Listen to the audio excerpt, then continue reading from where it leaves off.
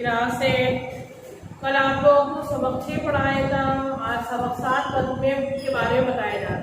सबक 7 देखिए क्या है। सबक 7 ये है कि हम हिंदुस्तान में रहते हैं, हमारा मुल्क जो है वो हिंदुस्तान त्योहारों का मुल्क है। हमारे इस सबक में खास जो बात बताएगी वो ये है कि हमारा हिंदुस्तान जो है वो एक त्योहारों का मुल्क है। यहाँ हर तरह के लोग रहते हैं, हर मजहब के मानने वाले।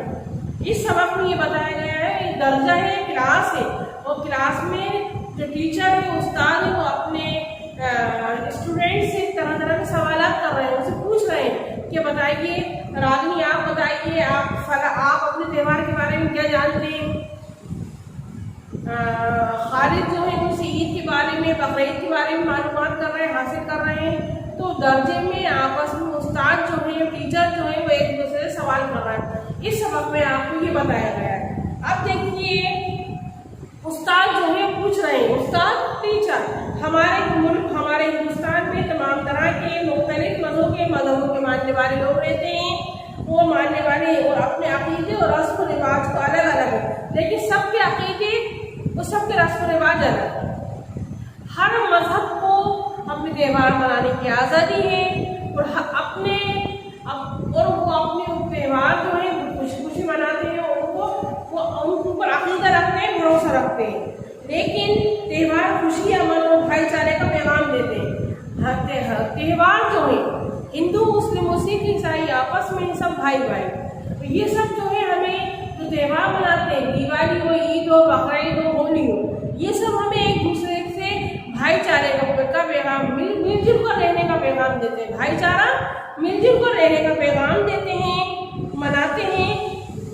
दशहरा हो, दिवाली हो, राखी हो, होली हो, ईद उल फितर हो, ईद उल जुहा हो। ईद उल जुहा बकरीद जिसमें कुर्बानी की जाती है, ईद उल फितर जिसे मीठी ईद कहते हैं। और यहाँ पर तमाम जो मज़ाहिब को मानने वाले इस सबक में बताया गया है। ये इलाकाई सतह पर और ये महावीर जयंती वगैरह, पारसी वगैरह जो है इलाकाई सतह पर मनाए जाते हैं। मनाए जाने वाले अहम त्यौहार हैं। अहम का मतलब होता है खास त्यौहार हैं। बैसाखी, होली वगैरह भी। अब बच्चे अपने अपने त्योहारों के बारे में बताएंगे।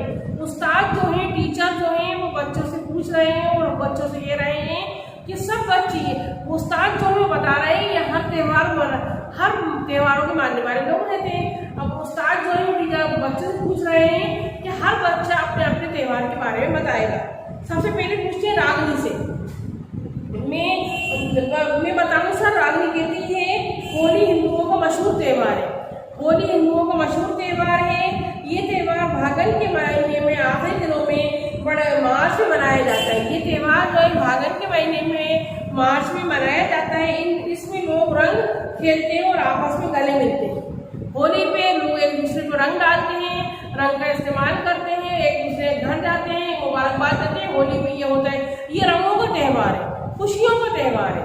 अब दूसरा उस्ताद फिर कहते हैं, अब उस्ताद दूसरे बच्चे से पूछे, अब आप बताइए रामू आप क्या बताएंगे। तो रामू दशहरे के बारे में रामू कहते हैं दशहरा भी हिंदुओं का त्यौहार है और ये दशहरा हिंदुओं का मशहूर त्यौहार है। मशहूर त्यौहार है। दिवाली से 20 दिन पहले आता है।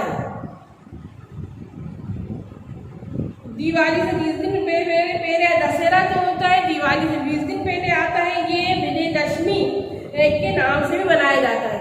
दशहरा जो है विजयदशमी के नाम से भी मनाया जाता है।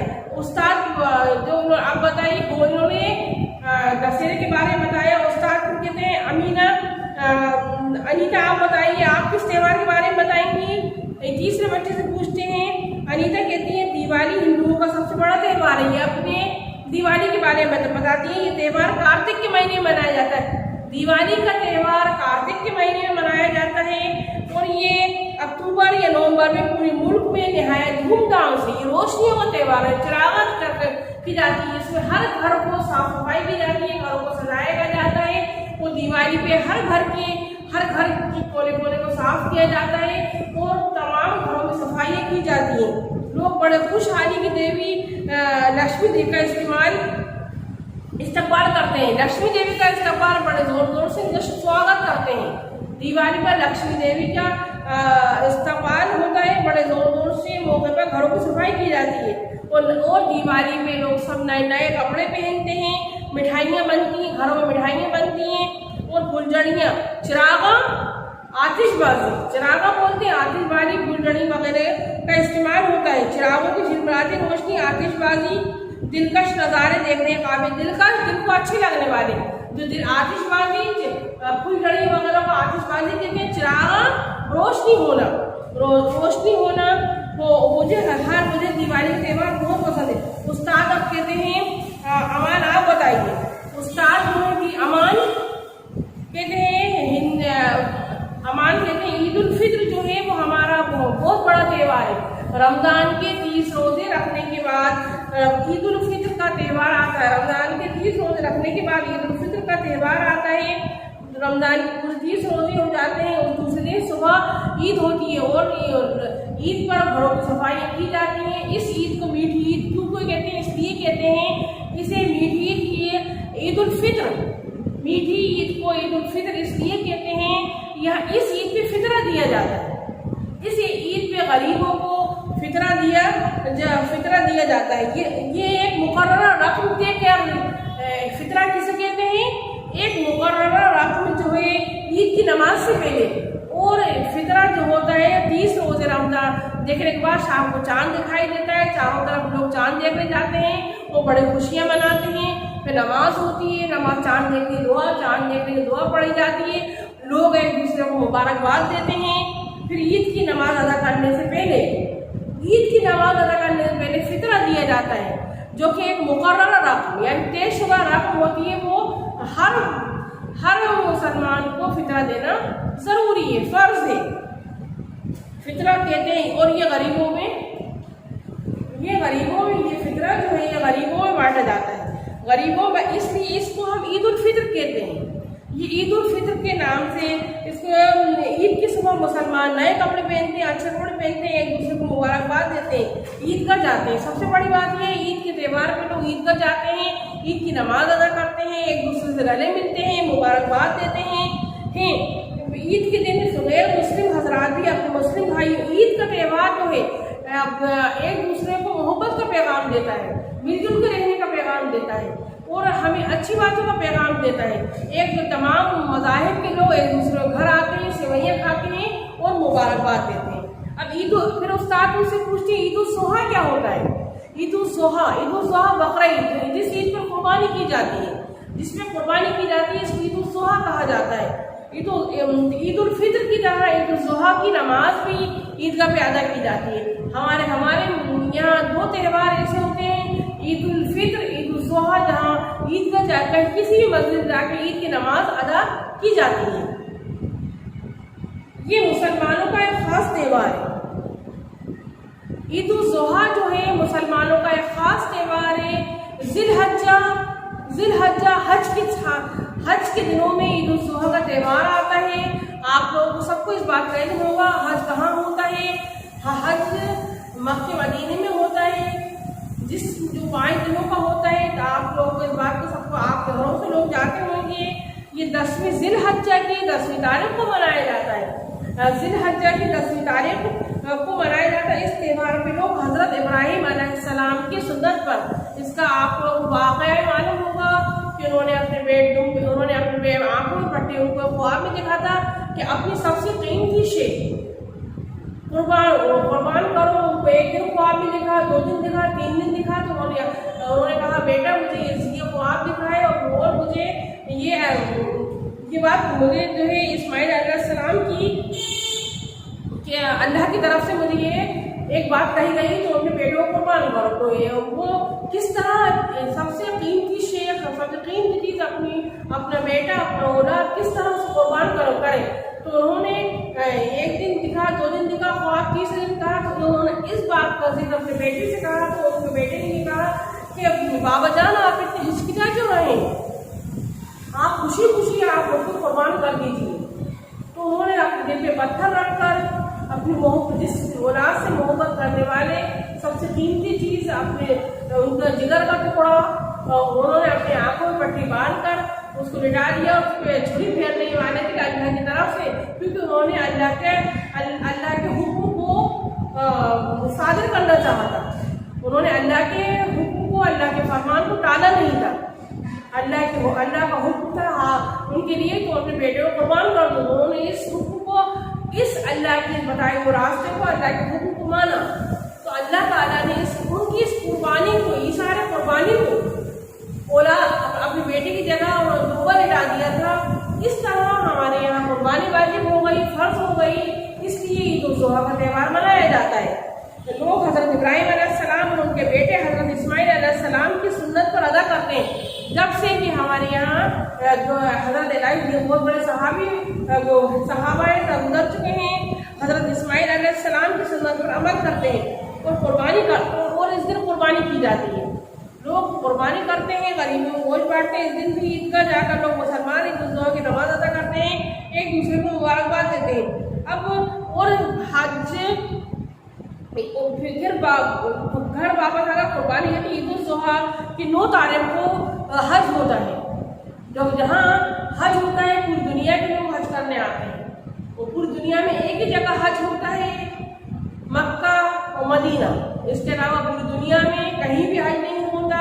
ये वाहिद 2 जगह हैं जहाँ पर हज, मक्का और मदीना। मक्का हरम में और मदीने में, जहाँ लोग 45 दिन की अपनी पूरी नमाजें अदा करते हैं, वो जाते हैं। पूरी दुनिया में इन 2 जगह के अलावा कहीं हज नहीं होता। पूरी दुनिया से लोग हज करने आते हैं। सुनील पाल उस्ताद ने फिर कहा, सुनील पाल आप बताइए। तो सुनील पाल आप अपने त्यौहार के बारे में क्या बताएंगे? तो उन्होंने कहा 25 दिसंबर हज़रत ईसा अलैहिस्सलाम की पैदाइश का दिन है। हज़रत ईसा अलैहिस्सलाम की पैदाइश का दिन है। इस दिन ईसाई लोग क्रिसमस मनाते हैं। इसे हम बड़ा दिन कहते हैं। 25 दिसंबर को जो होता है इसे हम बड़ा दिन कहते हैं। वो इस दिन को बड़े धूमधाम से मनाते हैं और इस रोज ईसाई घरों जाकर गिरजाघरों में रोशनी करते हैं। ये क्रिसमस में बड़े जोर शोर से मनाया जाता है, इबादत करते हैं गिरजाघरों में, मंदिरों मस्जिदों में इबादत होती है। उस्ताद मंजीत को आप बताइए। मंजीत को पंजाबी है, आप अपने बारे में क्या, आप अपने त्यौहार के बारे में क्या बताएंगे? मंजीत को बताती है गुरु नानक जयंती सिखों का सबसे बड़ा त्यौहार है। गुरु नानक बहुत अच्छे इबादत गुजार नेक बंदे थे, लोगों को अच्छे रास्ते पे चलना बताया, सिरात मुस्तकीम में चलने वाला रास्ता बताया। गुरु नानक जो थे वो लोगों को ऊंचा मुकाम में जाने की सीख देते थे। गुरु नानक जयंती सिखों का खास त्यौहार है। सिख मजहब के बानी बुनियाद रखने वाले गुरु नानक ने इस मजहब की बुनियाद रखी थी। बानी बोलते हैं बुनियाद रखने वाला। बानी गुरु नानक की पैदाइश की याद में ये त्यौहार मनाया जाता है। इस दिन गुरुद्वारों को खूब सजाया जाता है। गुरुद्वारे जहाँ के पंजाबी लोग इबादत करते हैं उसे हम गुरुद्वारे बोलते हैं। खूब सजाया जाता है, जगह जगह खाना तकसीम किया जाता है, लोगों को शरबत पिलाया जाता है, वो फल मिठाई वगैरह लोगों को, गरीब लोगों को, तमाम लोगों को बांटी जाती है। उस्ताद निर्मला जैन आप बताइए महावीर जयंती किस तरह मनाते हैं? तो निर्मला जैन महावीर जयंती त्यौहार है, वो जैन मजहब का त्यौहार है। महावीर जयंती जो है वो जैन मजहब का त्यौहार है। ये सबसे बड़ा त्यौहार है। इसके बानी महावीर स्वामी है, ये इनका योम पैदाइश है। इसे जैन मजहब के लोग बहुत खुशी जोश व खरोश से मनाते हैं। इस तरह भगवान बुद्ध की योम पैदाइश बौद्ध मजहब के मानने वाले बुद्ध जयंती मनाते हैं। बौद्ध मजहब के मानने वाले महावीर जयंती, बौद्ध के लोग जो मानने वाले हैं इस महावीर जयंती को मनाते हैं। उस्ताद आप लोग अपने अपने त्योहारों के बारे में बता दिया, सबने अपने अपने त्योहारों के बारे में बता दिया है। लेकिन अब सबसे बढ़कर हमारा कौमी त्यौहार है। कौमी त्यौहार जो कौम के लोग मिलकर मनाते हैं, एक साथ सारे लोग। 2 त्यौहार ऐसे ही हमारे यहाँ 15 अगस्त और 26 जनवरी। 15 अगस्त 1947 हमारा देश आज़ाद था। रात को 12 बजने के बाद हमारा देश आज़ाद हुआ था, इसलिए हम लोग 15 अगस्त मनाते हैं और 26 जनवरी। लेकिन इन सबसे बढ़कर हमारा कौमी पूरी दुनिया के लोग एक साथ मिलकर मनाते हैं। 2 कौमी त्यौहार हैं, 26 जनवरी और 15 अगस्त। योम आज़ादी, योम जमहूरिया, ये हम योम जमहूरिया को 26 जनवरी भी कहते हैं। ये आज़ादी हर साल 15 अगस्त को आज़ादी मिलने की खुशी मनाया जाता है। योम जमहूरिया 26 जनवरी को आज़ाद हिंदुस्तान का आईन कानून लागू होने की खुशी मनाया जाता है। 26 जनवरी हम क्यों मनाते हैं? इस दिन हमारा संविधान बना था, कानून बना था। हमारे हिंदुस्तान में कानून नहीं बनता तो हर इंसान, हर बशर जो होता जानवर होता, उसमें कोई तौर तरीके नहीं होते, हर कोई किसी को मारता, वो अपनी जिंदगी जानवर की तरह गुजारता। लेकिन संविधान बनाया गया, कानून बनाया गया, कानून पे चलने के लिए रास्ते बताए गए, कानून के तहत इंसान अपनी जिंदगी गुजारे। और कानून अगर नहीं तो हर कोई किसी पे गन उठा ले, बंदूक उठा ले, कोई किसी को गोली मार दे। इसलिए हमारे यहाँ कानून बनाया गया और 26 जनवरी को संविधान बना था। आजाद हिंद आइन कानून को लागू होने की खुशी में मनाया जाता है। इन दोनों कौमी त्योहारों को हम सब मिलकर मनाते हैं। तमाम लोग जो होते हैं कौमी त्योहारों को मिलकर मनाते हैं। सरकारी और गैर सरकारी इमारतों को सरकारी और गैर सरकारी इमारतों को सजाया जाता है, चिरागान किया जाता है और उनको साफ सफाई की जाती है। इस दिन कौमी परचम लहराया, कौमी झंडा 26 जनवरी और 15 अगस्त का कौमी झंडा फहराया जाता है। इस पर रोशनी की जाती है। ये सभी त्यौहार हमें खुशी देते हैं। तमाम त्यौहार जो होते हैं हमें मिलजुल कर रहने का पैगाम देते हैं। और हमारे हिंदुस्तान जो है वो एक त्योहारों का मुल्क है। यहाँ हर तरह के लोग, सिख हिंदू मुस्लिम आपस में ही भाई भाई तमाम हमें एक दूसरे का मिलजुल कर रहने का पैगाम देते हैं। हमारे हिंदुस्तान में हम का जज्बा बहुत पाया जाता है, मैं का जज्बा बहुत कम पाया जाता है। यहाँ कोई भी दुख दर्द, यहाँ एक दूसरे के दुख दर्द में शरीक होते हैं, एक दूसरे के साथी बनते हैं। वो बुरे वक्त में लोग एक दूसरे की मदद करते हैं। हमारे हिंदुस्तान में खास बात यही पाई जाती है। इस सबक से हमें ये सीख मिलती है, ये नसीहत मिलती है कि हमें मिलजुल कर रहना चाहिए और अपने त्यौहार जो है तमाम मजहब को मिलजुल कर मनाना चाहिए। अब इस सबक में देखिए अल्फाज मायने आपको याद करना है। सही जवाब चुनकर लिखिए। सही जवाब चुनकर लिखिए। जिलहज्जा की 10वीं तारीख को मनाया जाता है। शब बारात का त्यौहार, ईद उल जुहा का त्यौहार या ईद उल फित्र का त्यौहार। जिलहज्जा की ईद उल जुहा का त्यौहार, बकरा ईद मनाई जाती है। होली का त्यौहार कब मनाया जाता है? होली सावन भादो पोष किस महीने में मनाया जाता है ये आपको टिक करना है। योम आज़ादी 15 अगस्त। 15 अगस्त जो होती है वो कब मनाई जाती है? अगस्त के महीने में। अब देखिए खाली जगह आप लोग खुद भरिए। हमारे मुज़क्कर मुअन्नस अम्ल कवायद में देखिए, कवायद बोलती है ग्रामर और सवाल के जवाब आपको डाल दिए जाएंगे। मुज़क्कर जो होता है मेल के लिए इस्तेमाल किया जाता है। अमान जैसे मुज़क्कर ऐसे अल्फाज जो नर के लिए इस्तेमाल किए जाते हैं। मुज़क्कर ऐसे अल्फाज जो नर के लिए इस्तेमाल किए जाते हैं जैसे अमान, राशिद वगैरह। मुज़क्कर वो अल्फाज जो मुअन्नस के लिए इस्तेमाल किए जाते हैं जैसे औरत, लड़की, धोबन, बकरी वगैरह। मुज़क्कर मुअन्नस आपको अपनी नोट्स में लिखना है। कवायद के ग्रामर है, इसकी तारीफें आपको जरूर याद होना चाहिए। आपको कोई सबक समझ में आ गया होगा, बहुत इम्पोर्टेंट सबक है। इस सबक को 3-4 बार आप लोग पढ़िए। इस सबक को 3-4 बार पढ़िए, आपको समझ में आ जाएगा। त्योहारों के बारे में, हर एक त्यौहार के बारे में अलग अलग बताया गया है कि हर एक जो है वो अपने अपने त्यौहार किस तरह मनाता है। इस सबक में ही बताया गया है। और इस सबक की ग्रामर है मुज़क्कर मुअन्नस। उस्ताद तलबा किसे बोलते हैं? तालिब इल्म, तलबा तालीम हासिल करने वाला। तलबा उस्ताद की मदद से साल में होने वाले त्योहारों का नाम का चार्ट बनाए। त्योहारों का जो मिठाइयाँ देखने उन्हीं के नाम लिखिए। तलबा बोलते हैं जो तालीम हासिल करते हैं। उस्ताद टीचर। आप लोगों को फर्स्ट टर्म का कोर्स मुकम्मल हो चुका है। सबक नंबर 9 जो है वो आपको बताया जा रहा है।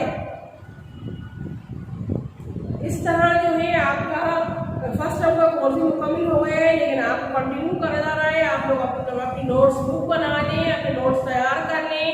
जिस सबक के खुलासे दिए गए हैं उनसे खुलासा तैयार कर लें। वो सबसे मेन चीज़ है। अभी आप 7th क्लास से आए हैं, 7th क्लास में इतना कोर्स नहीं था। 8th क्लास में कोर्स बढ़ जाता है, 8th क्लास में ग्रामर भी बढ़ जाती है।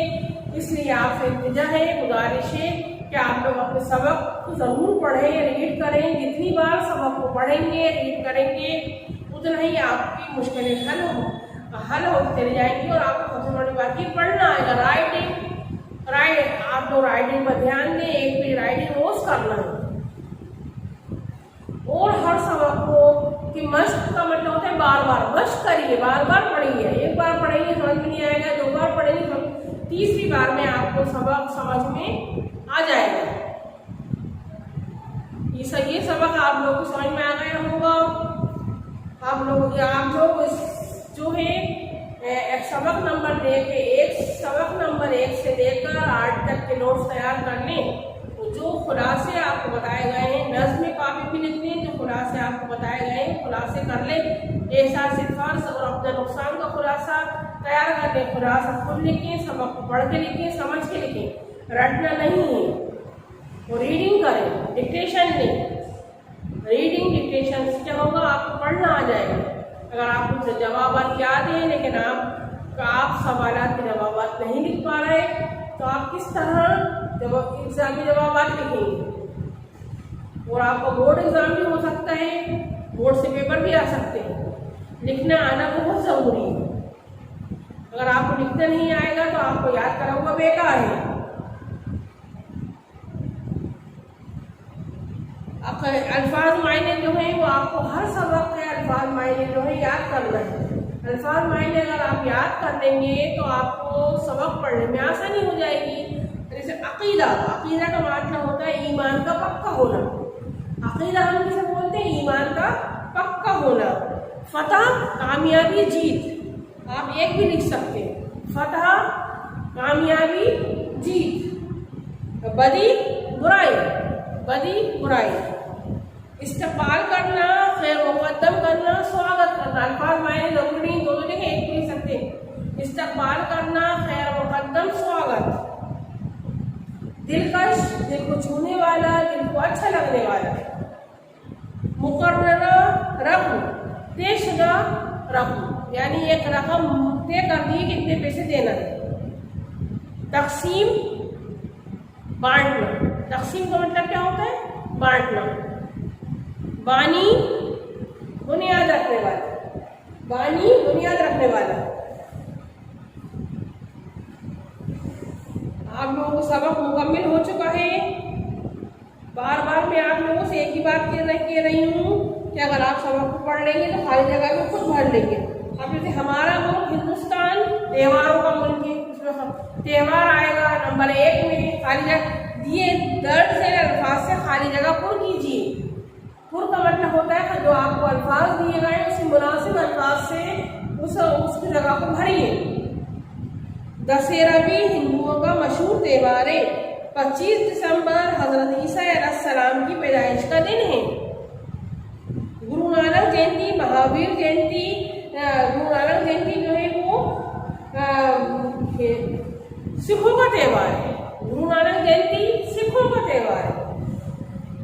ईद उल फित्र किसका त्योहार है? ईद उल फित्र किसके कहते हैं? मीठी ईद को। ईद उल फित्र कहते हैं मीठी ईद को। योम जमहूरिया 26 जनवरी, योम जमहूरिया जो है इसे हम बोलते हैं 26 जनवरी।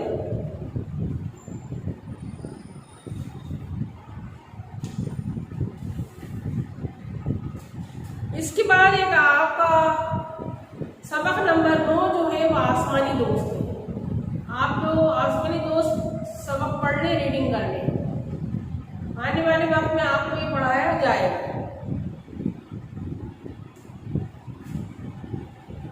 जो जितने भी सबक आपको पढ़ा दिए गए 1 से लेके 8 तक, 1 से लेके 7 तक, उन सारे सबक का नाम याद कर लीजिए, सबकों को अच्छी तरह पढ़ लीजिए। आपके फर्स्ट टर्म एग्जाम होंगे, आपको फर्स्ट टर्म एग्जाम देना पड़ेंगे। आपका फर्स्ट टर्म का बोर्ड इसीलिए मुकम्मल करवा दिया गया है। और आप लोगों को समस्या सवालात के जवाब लिख के अपना टेस्ट खुद लीजिए, अपने उस्ताद खुद बन जाइए। अभी टेस्ट का भी बनाइए, एक चैप्टर याद करिए, उसको लिखिए। और अपने घर में किसी ट्यूशन पे अगर जाते हो वहाँ चेक करवा लीजिए, नहीं तो अपने घर में अपने पेरेंट्स से चेक करवा लीजिए। ये सबक आप लोग को समझ में आ गया होगा। खुदा हाफिज।